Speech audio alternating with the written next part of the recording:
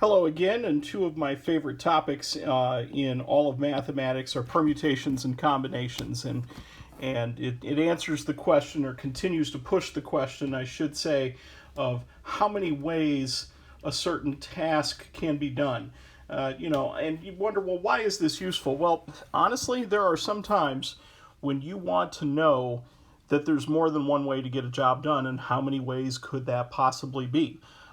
You also might want to know what the chances are of a specific thing occurring. And we'll dive into that in just a little bit here with some more details. So let's get started with what these things are first.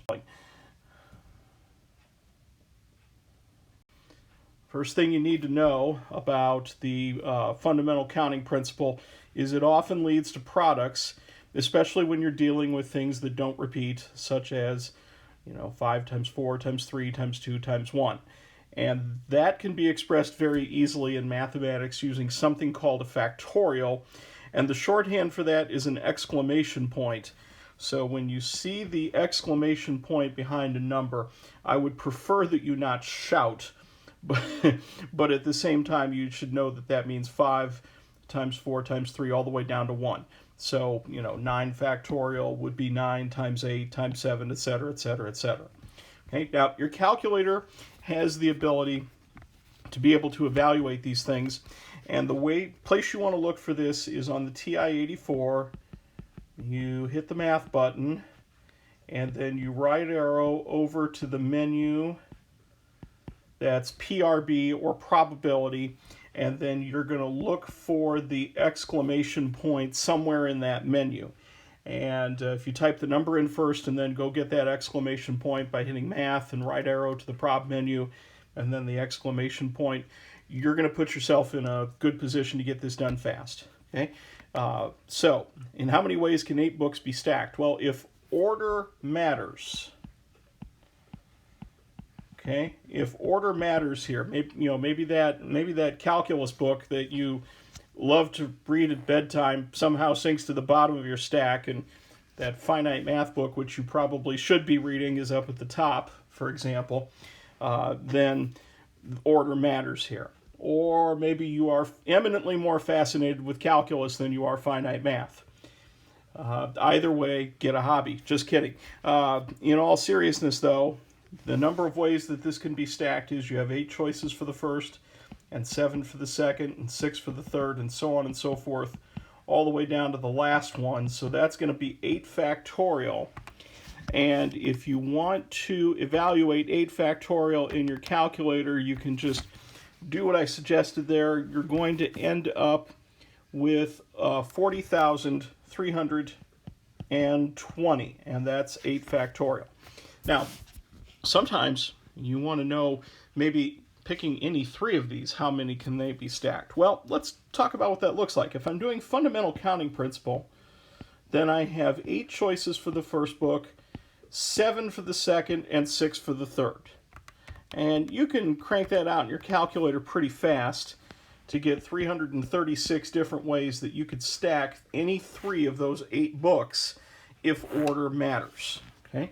So when you are selecting from a group, that gives us this. This last example is called a permutation. A permutation is an ordering of things. It's a fancy math word that means an ordering.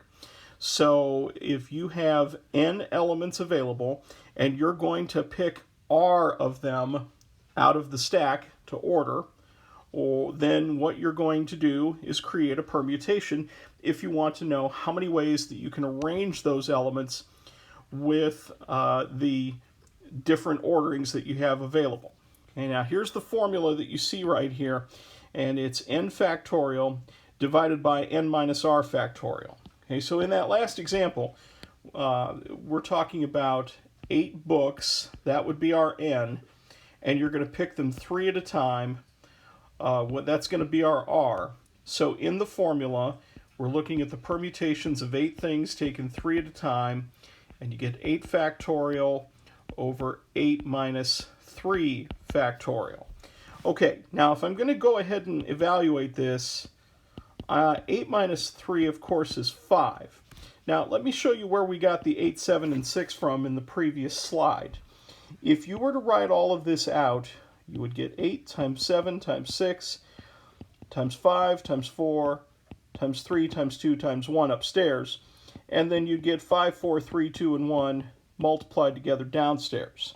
Well, now, along comes your Choppinator, and you can get rid of all of those 5, 4, 3, 2, and 1, and multiply the remaining things together to get your 336.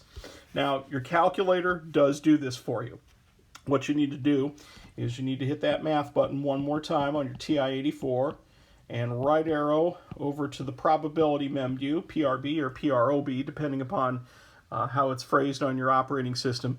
And then you want to look for this particular structure here. And I don't remember which choice it is off the top of my head, but that's what you're looking for.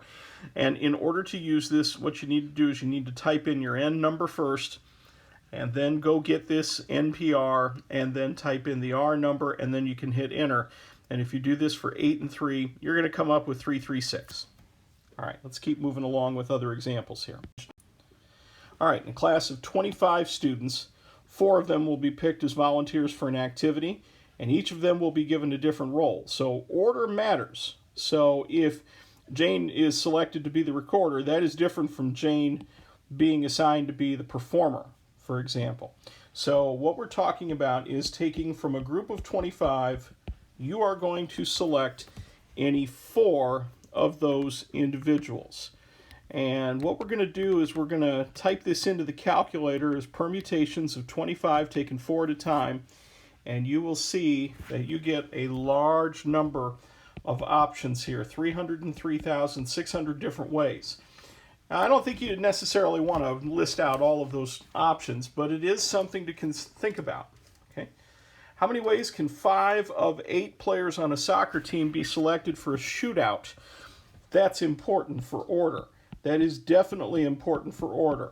I know that there's some strategy out there with soccer where you select a certain player to occupy a certain position in that order when you go to choose your shootout players. And typically, when you put all that together, you've got, let me copy this down from my calculator here, it's going to be over 1 million different ways that you could select 5 players from a group of 18 for a shootout. That's quite a lot. Okay, and we've got a game show here that selects 8 people from a crowd of 60. Pay no attention to that spelling at all. Pay no attention, crowd. Okay, and gives each person a different prize. How many ways can the prizes be given out? Well, you might want the new car as opposed to getting the lovely dinette set. So if you wanted to figure that out, you could do the same thing and get this from your calculator. I think this is an even larger number from what I remember. It's a really big one. Oh yeah, this is severely big. 655381440. Sounds like a phone number there. Almost a phone number. 655 million different ways that those prizes can be handed out. So, speaking of game shows, this is the nefarious Stack the Deck from The Price is Right. And you see that there are 5 blanks on this game board right here, and there are 7 numbers. Now, this is played for a car also, and in this game, the contestant has to pick from these numbers and has to get the correct price of the car by selecting the numbers right there. And you got to get the right number in the right place or you don't win the car. Whew, that's going to be really hard to do, you would think. Now, if you probably could make a reasonable guess that, you know, the first number of the price is probably a 2 or a 3, just because, you know, unless it's like Dream Car Week or something, they're not going to give away a car that's worth $1 zillion or a big amount of money. But if you're looking for the number of ways that you can select the price of the car, it is permutations of 7 taken 5 at a time. And again, order matters here. Order definitely matters. So as I go to type this in, I'm going to get 2,520. there are 2,520 ways to select the price of the car in this game. Now, if you've ever seen this game on The Price is Right, then you know that the contestant has an opportunity to, quote-unquote, stack the deck in their favor. They could get up to 3 of these numbers filled in by correctly guessing some prices, and that's an interesting thing to look at as well. It definitely increases the chances of you winning the car, but this game has a historically low winning percentage, as you can imagine. 2,520 ways to select that price. Gadzooks, that's a lot. Okay, now sometimes we run into situations where we have things called non-distinguishable permutations, and where not everything is distinguishable. Now, you had the word, let's just pick the word math, for example. All 4 letters are different, and the number of ways that we could arrange those 4 letters is 4 factorial or 24. Okay? Now, the number of ways that you could arrange the letters in Mississippi, that's another story altogether. Because Mississippi has not only a large number of letters, but it also has a number of letters that repeat themselves. So, in order to get around this problem, we need to divide out by the distinguishable permutations, or non-distinguishable ones, which would mean the ones that it doesn't matter if an I is in the position of 2 and 3. Well, it doesn't matter which I is there, because they're both the same thing. So we need to count out the letters in Mississippi. 2, 3, 4, 5, 6, 7, 8, 9, 10, 11. So there are 11 letters in Mississippi altogether. We put that as a factorial in the numerator. And now what we need to do is count the ones that repeat themselves and put a factorial for the number of times that they repeat. So the I's, 1, 2, 3, there's 4 of those I's. So I put a 4 factorial, and that's for the I's. And then I notice that I've got S's, and there's 4 of those.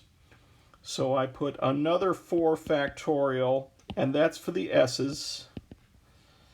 And then we've got 2 P's that repeat as well. So we are going to put that up there for the P's. And that is going to be my permutation. Now I'd have to crank this out in my calculator and figure out what it is. So bear with me as I do this. You could probably do the same on yours as we are trying to put all this together here. So 24, whoopsies.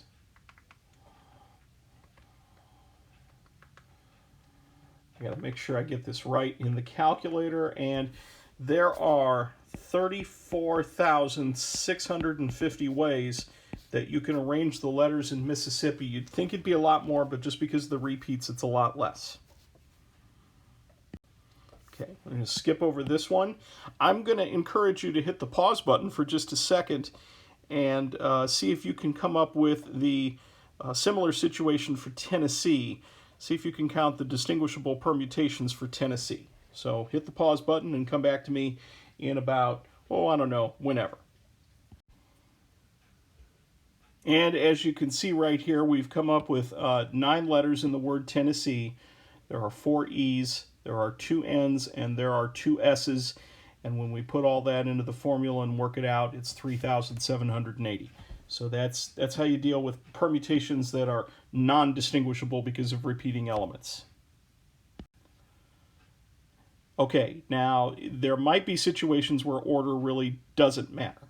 So if I were to randomly pick 4 students out of a class to do a survey, I am selecting from a group, and it doesn't matter if Jane is the first or the 4th person to take the survey. She's still taking the survey at some point in time if she's part of the group that I have selected. Okay? And in this case, we're going to do something called combinations, which is basically the same thing as a permutation, but order doesn't matter. So if I want to select things from a group, and there's no repeats, there's nothing distinguishable here, I'm just selecting for the purpose of selecting, I don't know, maybe I'm selecting how many ways can I pull the eggs out of the carton from, if it's fresh dozen, you know, how many ways can I pull those eggs out of the carton to make a couple of scrambled eggs for breakfast, for example, you know. So it's NCR here, and you find it in the same area that you find the formula for permutations on your calculator. It looks a lot like the formula for permutations, but we're dividing by an extra r factorial here. And another notation for this is what you see right here on this. So let's take a look at a couple of examples on how this works. And how many ways can you pick 4 out of 25 students to participate in a survey? Well, this is the number of combinations of 25. Choose 4. And you'll hear me say that a lot in these videos when it comes to N choose R. That's going to be usually the way that I signal combinations. Combinations are probably a little bit more prevalent with probability applications, just because, you know, for example, if you want to know the probability that you get dealt a hand of cards and 2 of them are hearts, that's a really good question to answer. Okay, so this is going to be 25 factorial over 25 minus 4 factorial times 4 factorial. Okay, now I'm going to just kind of show you a little bit of the way that this is made here. You know already from the previous example that if I go to simplify this, 21 all the way down to 1 is going to get canceled out. So I have 25, 24, 23, and 22, and then 4, 3, 2, and 1 downstairs. And again, everything from 21 down got zapped. Now, I've got good news. 4 times 3 times 2 times 1 racks up to 24. So we can cancel that out right away.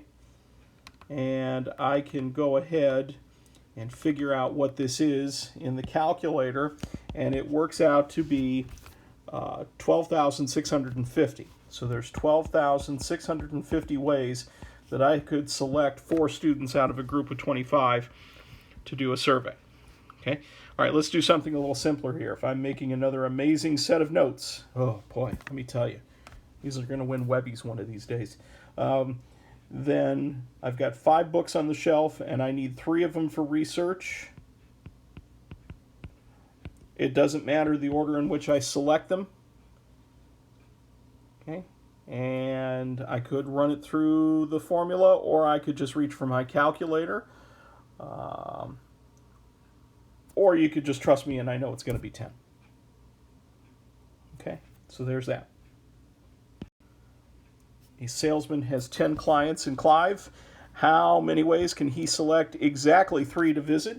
That's going to be easy. Combinations of 10 things chosen 3 at a time. And that's going to require maybe a little bit of calculator work here. It couldn't possibly hurt too much. And we have 120. All right, well, let's look at this one. How many ways can he select at least 8 of the 10? Okay, now the screaming results in at least, because as you've seen in another video, when you see those words, at least, at most, no more than, no less than, that means we have to make our cases one at a time and add them up. Okay, so we've got to think about the case where this salesman selects 8 clients, where he selects 9 clients, or where he selects all 10 of the clients, because at least means he's going to have 8, 9, or 10. All right, so this is combinations of 10 choose 8. This is combinations of 10 choose 9. And then this is the combinations of 10 choose then. Now you can run these through your calculator for sure. I'm at least going to do the 10 choose 8 in the calculator because this is one I don't usually remember off the top of my head. So I'm going to run it through real fast and come up with 45 different ways that this salesperson can select 8 of their clients. And now I'm going to tell you a little secret here. Think about this. If you're selecting 9 clients, then that means you're going to leave one of them out. the number of different ways that you can leave one of them out is 10, because there's 10 clients. Okay, now let's think about this other one down here. There is the number of ways that you can select all 10 clients. There's only one way to do that, and that is to take all of them. And now we're going to add our three cases together, and this is going to prove to be an open and shut case 56. Now, you were a little late on the booing there, crowd. You've got to work on that a little bit. 56 different ways that we can select at least 8 of the 10. All right, so that's your primer on permutations and combinations. Enjoy.